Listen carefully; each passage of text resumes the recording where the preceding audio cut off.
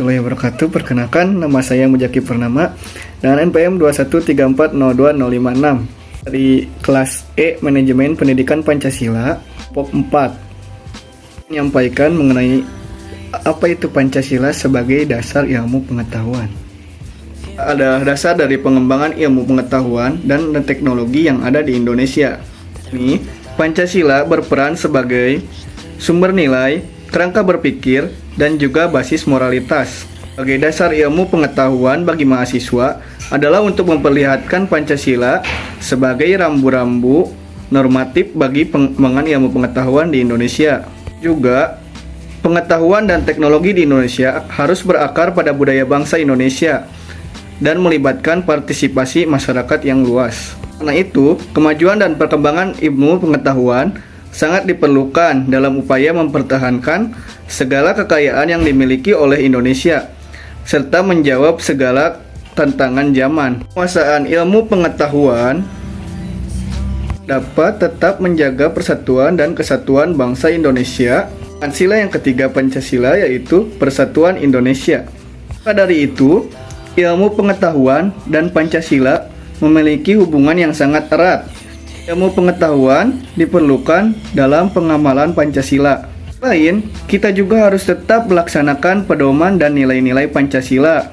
Pengembangan ilmu pengetahuan ini tidak terjebak dan tepat sasaran untuk mencapai tujuan bangsa Indonesia sesuai Pancasila. Pancasila juga sebagai dasar ilmu pengetahuan, lembaga pendidikan, mempunyai nilai-nilai yang terkandung dalam Pancasila guna mengembangkan kualitas ilmu pendidikan yang bermutu dan berkompeten. Yang dapat saya sampaikan mengenai Pancasila sebagai dasar ilmu pengetahuan. Mohon maaf bila ada kekurangan dan kesalahan. Wassalamualaikum warahmatullahi wabarakatuh.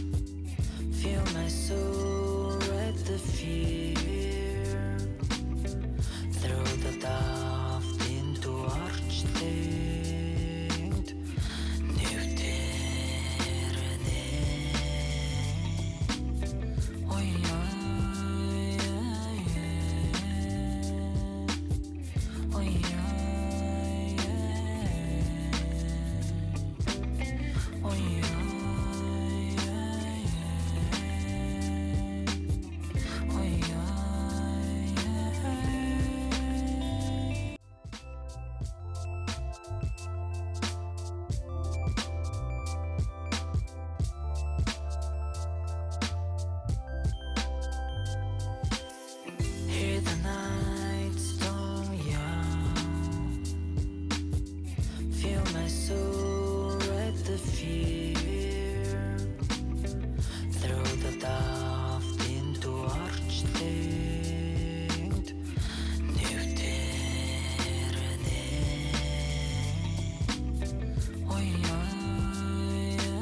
Assalamualaikum warahmatullahi wabarakatuh. Perkenalkan, nama saya Tiara Megaranti dengan NPM 2134025616 dari Pendidikan Pancasila kelas E. Pada kesempatan kali ini, saya akan menjelaskan mengenai peranan Pancasila dalam pengembangan ilmu pengetahuan dan teknologi di Indonesia.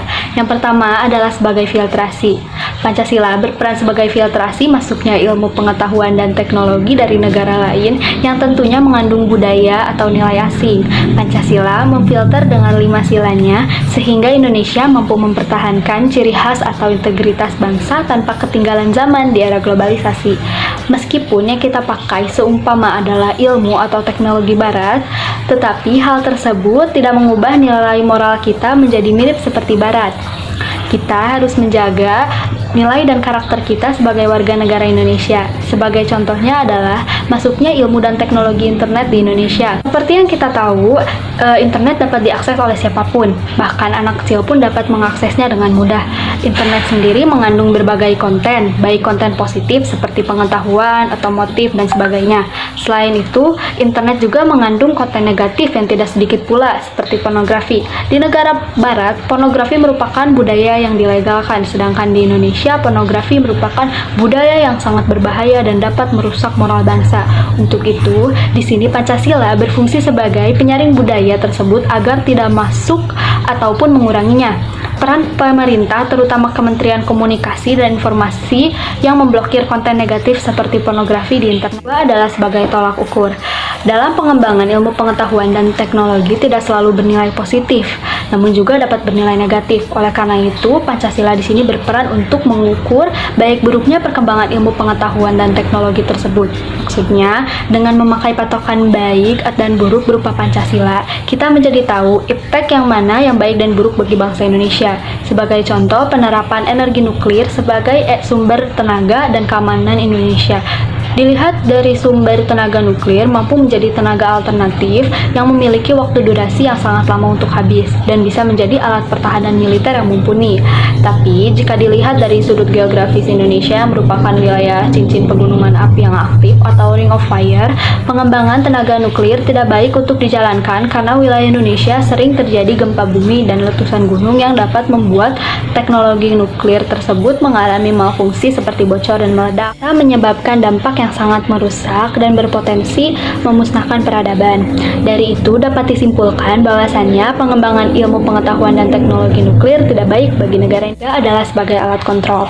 Perkembangan ilmu pengetahuan dan teknologi yang tidak terkontrol akan menimbulkan penyimpangan-penyimpangan yang tidak diinginkan. Dengan adanya nilai-nilai Pancasila dalam perkembangan ilmu pengetahuan dan teknologi dapat mengkontrol dan memberi arahan kemanakah akan berkembang. Sebagai contoh adalah teknologi industrialisasi pembuatan hormon insulin dari ekstrak darah babi. Hal tersebut sekilas terlihat sangat menguntungkan bagi industri kimia untuk dikembangkan karena melihat permintaan yang sangat tinggi dan biaya produksi yang murah. Tetapi hal tersebut akan menjadi masalah jika diterapkan di Indonesia karena bertentangan dengan sila pertama Pancasila. Teknologi tersebut dilarang disebabkan karena bisa mencederai perasaan terutama kaum muslim di Indonesia karena babi merupakan binatang haram dalam ajaran Islam. Assalamualaikum warahmatullahi wabarakatuh. Perkenalkan, nama saya Muhammad Ardiatori, NPM 2134025510, jurusan Manajemen kelas E kelompok 4. Dalam video kali ini saya akan menjelaskan tentang tantangan Pancasila dalam pengembangan ilmu pengetahuan dan teknologi. Dalam pengembangan iptek, berdasarkan nilai-nilai Pancasila tentunya mendapat tantangan yang tidak ringan, apalagi sekarang terjadi arus globalisasi yang pesat. Berbagai budaya, pengetahuan, dan teknologi tersebar luas dengan cepat. Perkembangan kapitalisme yang menguasai perekonomian dunia, termasuk Indonesia, terdapat nilai-nilai yang bertentangan dengan Pancasila. Nilai-nilai tersebut seperti merampas, merebut, berkompetisi, bebas, dan tak ada aturan. Indonesia mengandung ekonomi Pancasila yang digunakan sebagai teknik ataupun ilmu dalam perekonomian Indonesia. Ekonomi yang di dalamnya termasuk demokrasi, asas kekeluargaan, dan gotong royong. Negara Indonesia merupakan sasaran pasar utama bagi negara produsen teknologi maupun produk-produk lainnya. Sebagai contoh, ketika Dahlan Islan menjadi menteri, beliau sangat mendukung dikembangkannya teknologi mobil listrik.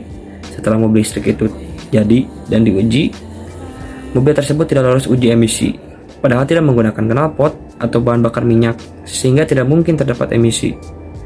Jika pemerintah lebih mengapresiasi perkembangan tersebut, bisa menjadi komoditi utama dalam ekspor dan menjadi jalan alternatif pengganti mobil dengan bahan bakar minyak yang dapat mengurangi polusi. Indonesia pun bisa menjadi negara produsen dan perlahan meninggalkan atribut negara konsumen. Sekian, terima kasih. Assalamualaikum warahmatullahi wabarakatuh. Perkenalkan, saya Tasyana Lutfiah, NPM 213402518 dari kelompok 4 jurusan manajemen kelas E. Saya akan jelaskan tentang pentingnya Pancasila sebagai dasar nilai dalam pengembangan ilmu. Perkembangan iptek dari zaman ke zaman semakin maju dan tak terbatas. Kemajuan iptek adalah suatu gejala yang tidak dapat dihindarkan karena kemajuan teknologi berjalan seiring dengan kemajuan ilmu pengetahuan. Perkembangan iptek memunculkan banyak masalah nilai dalam iptek itu sendiri. Iptek tanpa nilai dapat berbahaya karena memunculkan banyak masalah.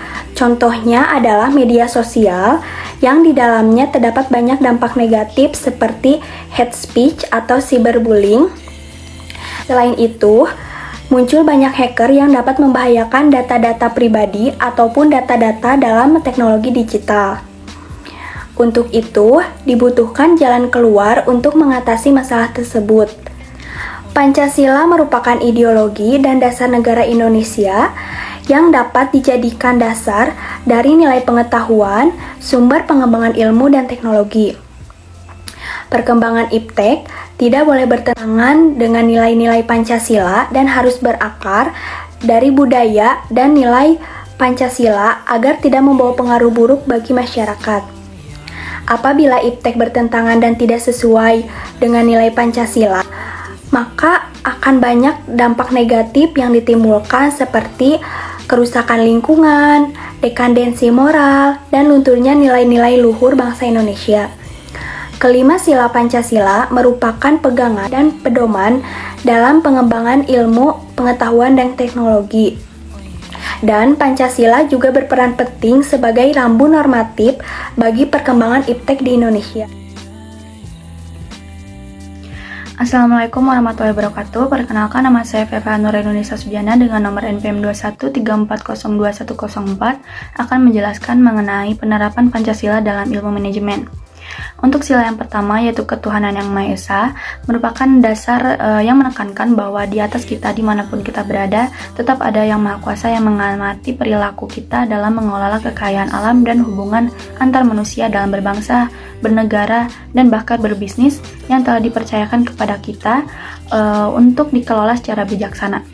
Dasar ini bila dihayati dan dijalankan dapat menghindarkan kita dari perbuatan perilaku yang tidak etis, mengabaikan good governance, bertindak semena-mena baik sebagai pemimpin, penguasa maupun pemilik, khususnya dalam berbisnis. Sila yang kedua yaitu kemanusiaan yang adil dan beradab, suatu dasar dalam penanganan masalah hak asasi manusia yang hakiki. Bila kita benar-benar berpegang teguh pada dasar ini, maka kita dapat membangun suatu budaya saling menghargai secara adil baik dalam lingkungan kecil, contohnya berorganisasi, dalam perusahaan, maupun dalam lingkungan yang lebih luas yaitu dalam bermasyarakat. Untuk selanjutnya yaitu sila ketiga yaitu Persatuan Indonesia. Sila ini menggambarkan kebersamaan dalam visi dan misi menjadi dasar patokan yang dapat dipakai agar secara bersama suatu organisasi maupun suatu perusahaan atau grup perusahaan dapat bergerak bersama menjalankan kegiatannya untuk mencapai cita-cita yang dicanangkan dan dipagari dalam visi dan misi mereka. Untuk selanjutnya yaitu sila keempat, yaitu kerakyatan yang dipimpin oleh hikmah kebijaksanaan dalam permusyawaratan perwakilan.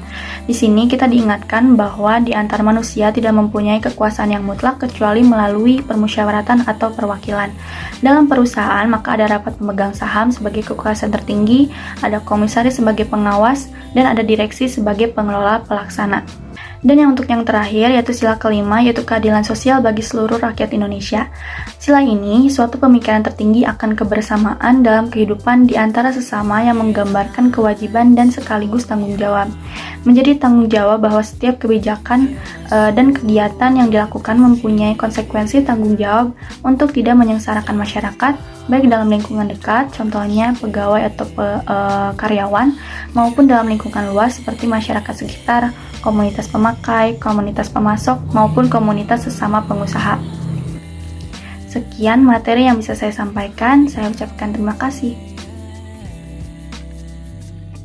Kesan dan pesan selama pembelajaran daring pada mata kuliah pendidikan Pancasila ini, yaitu kesannya menambah wawasan dan pengetahuan baru, pembawaan materinya sangat rinci juga menarik sehingga tidak merasa bosan, dan penjelasannya mudah dimengerti.